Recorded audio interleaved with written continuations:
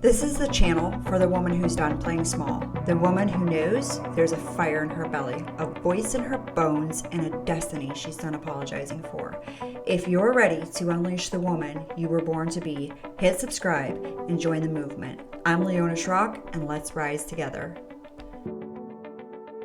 Let's talk about the major identity shifts that happen when you leave a cult-like religion and you come over here to being the CEO of your life, which I know that you are, and you're co-creating your dream with God. Yes, I said that correctly. There is massive, massive shifts that happen, and I first want to acknowledge you and honor you and say congratulations to you, because that work is not for the faint of heart. The work that happens when you go from a cult-like religion where it's wrapped in fear and guilt and shame, and then leaving that and then deconstructing from that and getting deeply integrated into who God has designed you to be. It takes a whole excavating crew. It takes a whole excavating crew, takes a lot of Jesus, and takes a lot of meltdowns. However, it is absolutely 100% possible. And today I'm going to talk to you a little bit about it. If you're in this, then we're going to get you through on the other side of this. And if you're through to the other side of this, then every part of the journey is beautiful. It is a journey that can feel intense. It can feel really lonely, and it can feel really exhausting. And my goal here is, and my intention is to be the voice to the souls that feel like they don't have a voice yet, which is funny because my bloodline is actually where they got murdered for using their voice, which is the very area that God has wanted to use me the most with. I was very angry for a long time because I was like, I don't want to do this. What are you talking about? And now I mentor women in reclaiming their voice and identity after religious abuse. So, and that to be said, coming from a cult-like religion where it's in the Amish community, where you are told who to be, how to be, and you're indoctrinated with the rules, and you're infused with fear, shame, and guilt.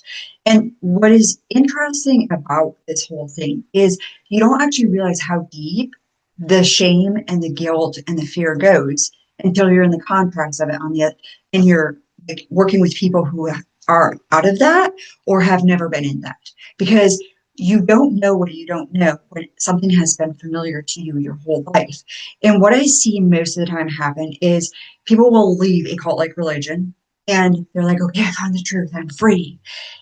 Not fully realizing and understanding, but you might understand and you might realize that there's deconstruction to happen, but there you bump up against these beliefs that you revert to, and you shrink yourself back into safety because you've already gone through a lot of pain of leaving this religion. And then there's a healing through that trauma. And then on the other side of healing that trauma, now you begin to challenge and question everything that you've been taught to believe and think. And so with me in my journey, I've been doing this work for like 8 years. And I know for me, when I went to my very first event, which was in I get recorded, which was in California. And I didn't fully understand why I had this tug, but now I understand more of the depths of it, where I was like, I just want to be surrounded by people who did not grow up like me, like don't even have religion in their blood. I want to know how those people think and feel, not because I want to be like them, but because I want to know the contrast of like, how deeply am I still indoctrinated in here that I'm living from that place? And I remember I had a lot of shame with having that desire to be surrounded by those people. And actually, I invested in working with people who didn't even go to church. And I did this intentionally because I wanted to deconstruct and challenge my beliefs, challenge every belief. And I knew the only way for me to fully challenge all of my belief systems was to work with somebody who had never been in it. Have you ever heard somebody read the Bible? I'm sure you guys have heard of, I think his name is Leo Skeptic, whatever. I probably chopped his name, but love him on TikTok because he's so real. He's so authentic.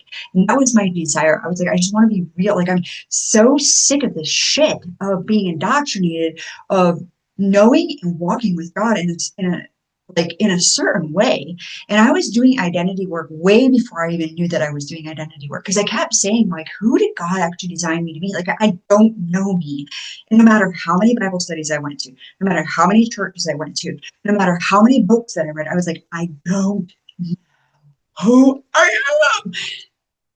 you guys heard about my where the scene of the accident where it was like this moment, right? And this is all like stuff, events that happened where I now can see where God was taking me right to my desires of who did God design me to be?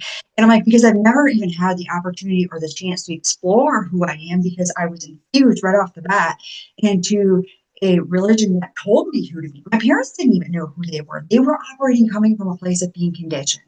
And so it was like this sheer cry in my soul. So if you feel in your soul, like, I just want to know more of who I am, like, I feel like I do all of these things, yet I don't feel like I'm truly connected to my soul.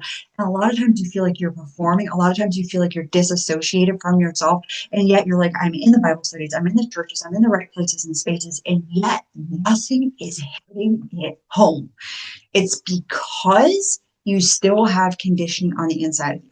That's where we get super excited because it's only signaling to you, and you get to tap into that deeper desire that you have to connect more deeply into who God has designed you to be.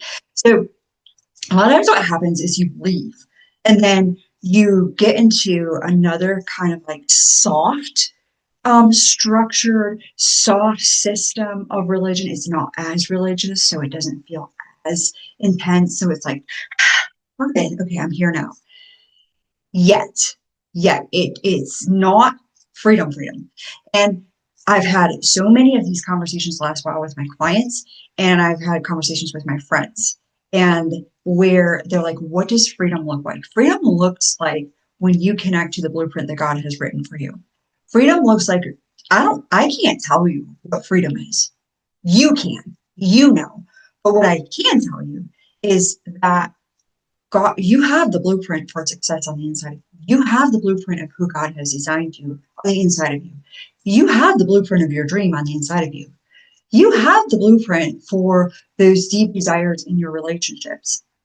You have it all on the inside of you. It's just the conditioning that has sat on top of you that has taken the driver's seat in your life. Typically, when we start to challenge our thoughts and our beliefs, there's shame and guilt that rises up. And then you come back to what's familiar because you're the first person in your bloodline to actually break these cycles.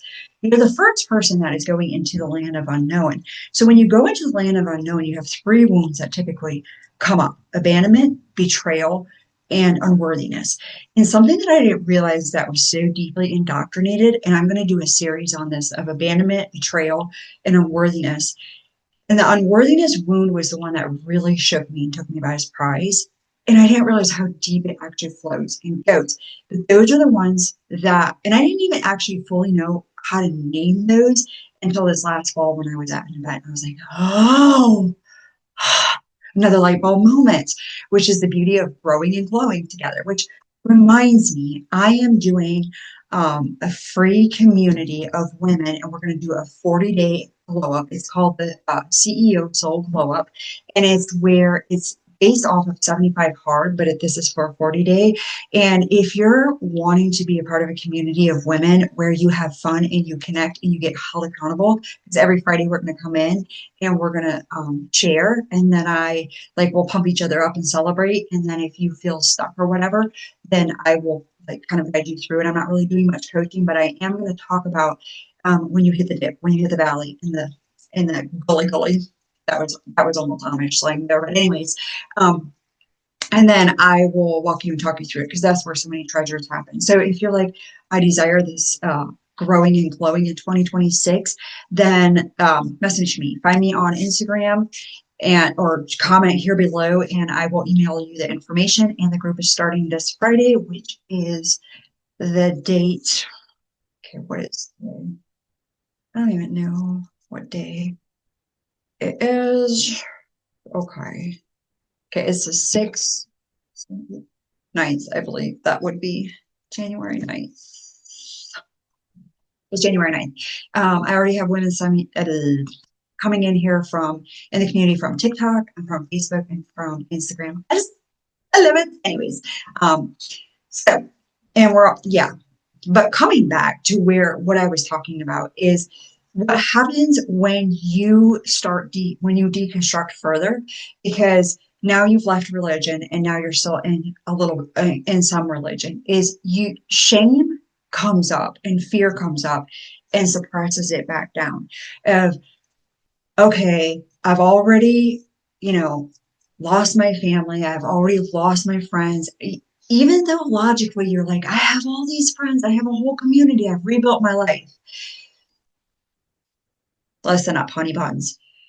Yes, but you think to yourself, if I start questioning all of this stuff, am I going to lose all of these people again that I have worked so hard to find a community again after being in a community over here? That is what I will say.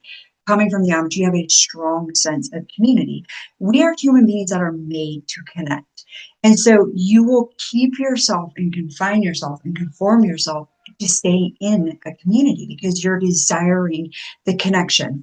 So the other one that you bump up, and this is just the tip of the iceberg, is betrayal. So subconsciously you are like, I have been betrayed because I was raised this way. And I know, like, I get it. It's a lot of like, well, they didn't know better, or I know that that is the way that they believe and I believe this way. Yes, logically you think that, but subconsciously you don't trust now because you've been taught and told that if you leave you have been deceived. So now you know that, quote unquote, you have been deceived when you left.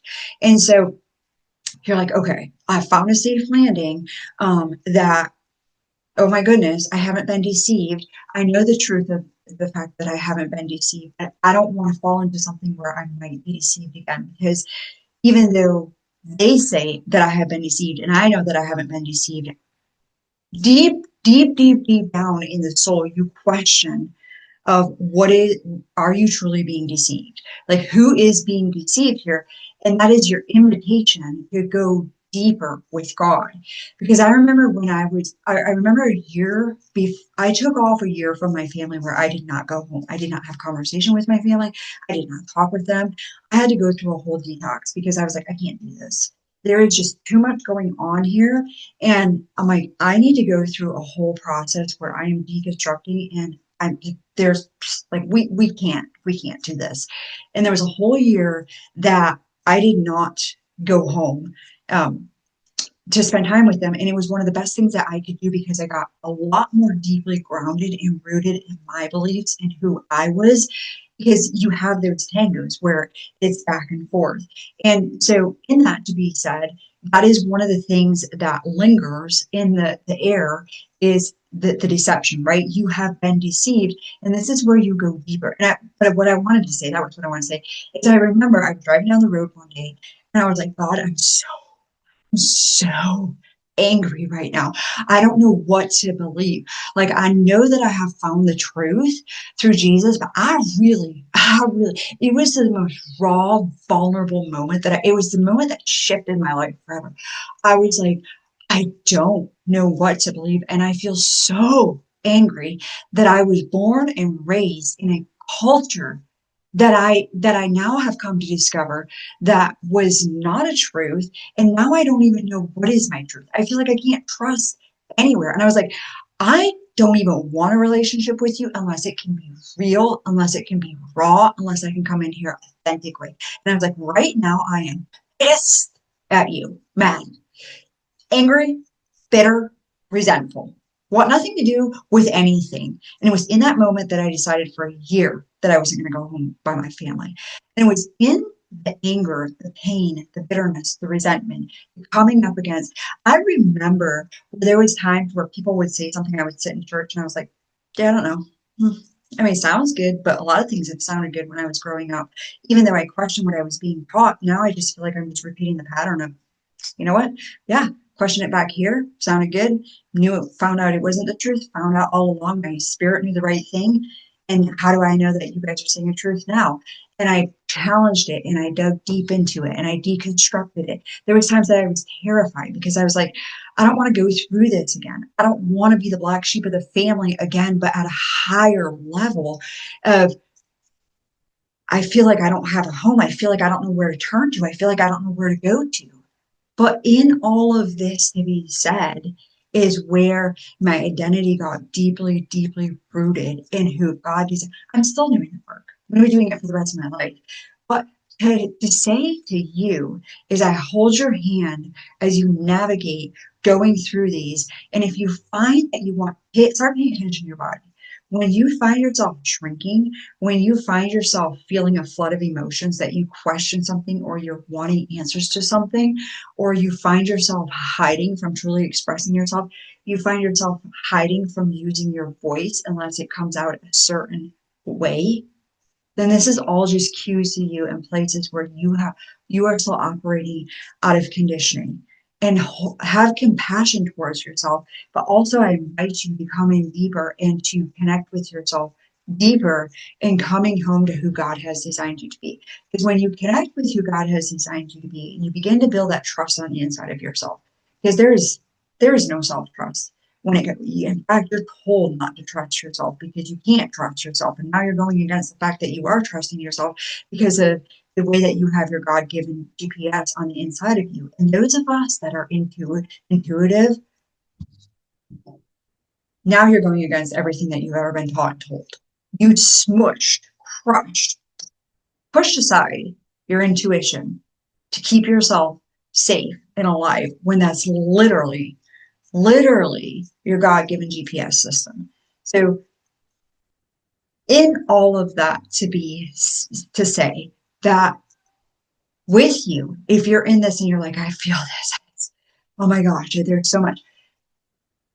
Allow yourself to be curious. Allow yourself to go there. Allow yourself to go deeper with who God has designed you to be. I'm also creating a framework where it is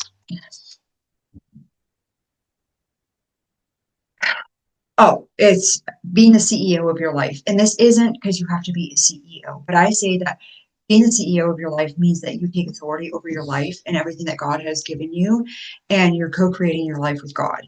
And I'm creating a framework in that, which is originally I was going to do a 3-month program, and I now like burned it to the ground and I'm redoing the whole thing because I'm like, this doesn't have to be a 3-month program. It's something that is going to be very simple for you to rinse, watch, and repeat, but it's going to be fleshing out the construction, the conditioning that you've been through to tap you deeper on and connect you deeper with inside of yourself with who God has truly designed you to be. Because I know when we come from that kind of culture, sometimes working with somebody, I know for me, because I worked with somebody that was like out of state, but sometimes it can feel very intimidating. It can feel like, ooh, I don't want to be seen yet, but I would like to purchase this program. But what I do want to say is I also know that I have the space to hold you if you're like, I'm just ready to breathe and I'm ready to live from a space of freedom and I'm ready to live knowing me the way that God has designed me, versus the way that I have been told to be. And so if you're like, okay, I'm ready for that, then I have my 3-month coaching program where it's one-on-one as well. So a few nuggets for you to walk away with, for you to integrate is one is simply to start paying attention where you feel fear, shame, or guilt. And I want you to ask yourself, what do I believe about myself? What are some of the unique things and unique ways that I feel like God has designed me? And the last question that I really want you to ask yourself is, what do I feel are my gifts? And how do I feel about my gifts? What are my beliefs around my gifts? Until next time.